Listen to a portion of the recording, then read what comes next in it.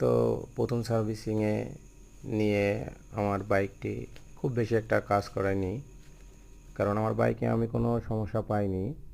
তারপরেও ওখানে নিয়ে যেরকম ক্লাচ, তারপরে চাকার নাটগুলা, ব্রেক, ঠিক আছে, এগুলো চেন, তারপরে ফিল্টার, এগুলা ইত্যাদি ইত্যাদি, এগুলো ঠিক আছে কিনা, বা নাট টাটগুলো ঠিক মতো টাইট আছে কিনা, এগুলাই চেক করে দেয় আর কি। তাছাড়া যদি কোনো আপনার গাড়িতে সমস্যা থাকে সেক্ষেত্রে সেগুলো বললে সেগুলো ঠিক করে দেয়। প্রথম সার্ভিসিংয়ে কোনো ফি লাগে না।